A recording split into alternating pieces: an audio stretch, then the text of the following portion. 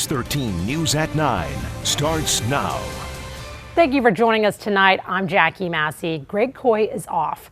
We start with developing news tonight. Nearly a dozen Republican senators say they will reject electoral college votes from multiple states.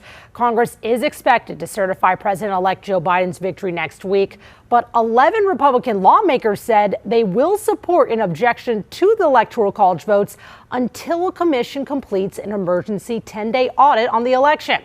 The group includes Senators Marsha Blackburn and Senator-elect Bill Hagerty of Tennessee. President Trump and other Republicans insisted there was widespread voter fraud despite no credible evidence.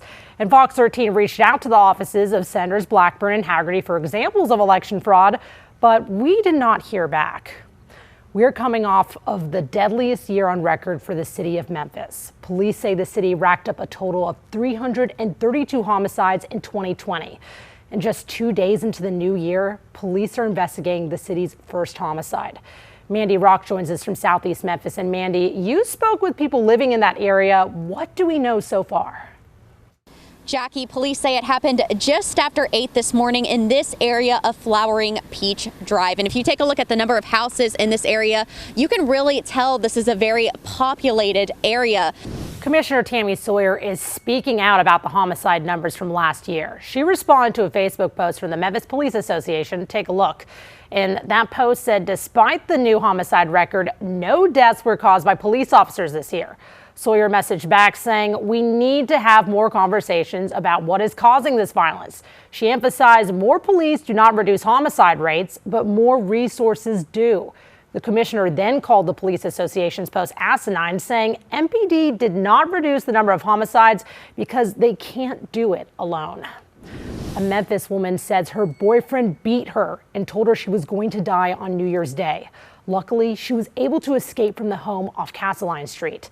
Fox 13's Dakari Turner tells us more about the SWAT standoff and the suspect, who has a lengthy criminal history. So it's looking like a rainy start to the new year. I'm honestly not liking it at all. Fox 13 meteorologist Yasser Kish joins us live. Yasser, will it get any better tomorrow? Oh, it's going to get much better. It's going to feel like a whole new world out there because it's not going to be cloudy. It's not going to be all cold and damp. The CDC says more than 4 million people in the U.S. have received doses of a COVID-19 vaccine. Its tracker shows most recipients are in those long-term healthcare facilities. And the CDC also says more than 13 million doses have been distributed. The numbers include both the Pfizer and the Moderna vaccines. New tonight, a record-breaking day in Arkansas for both good and bad reasons. The state shattered its one-day new case total with more than 4,300 cases. That's 1,100 more than the previous record on Christmas Eve. And this comes as the U.S. surpassed the 20 million case mark. Now for the good news, the state also set another record for recovered cases. Recently, 2,500 people have recovered from the virus. Those record numbers in Arkansas are one reason that bars and restaurants will remain under tighter restrictions. For the next few weeks, bars and restaurants will close at 11 p.m.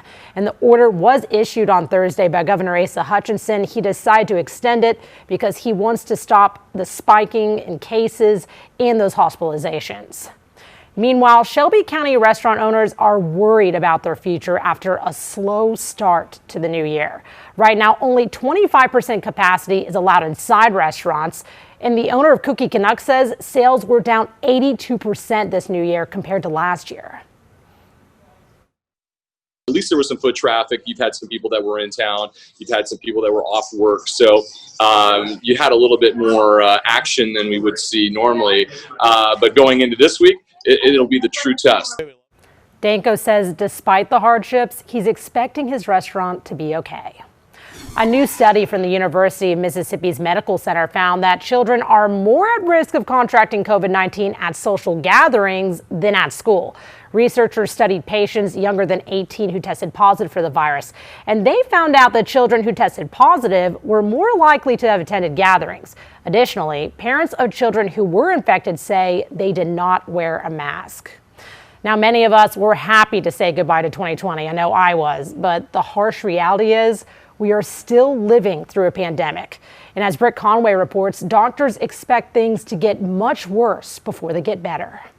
There may be more COVID-19 vaccine doses out there than we previously thought.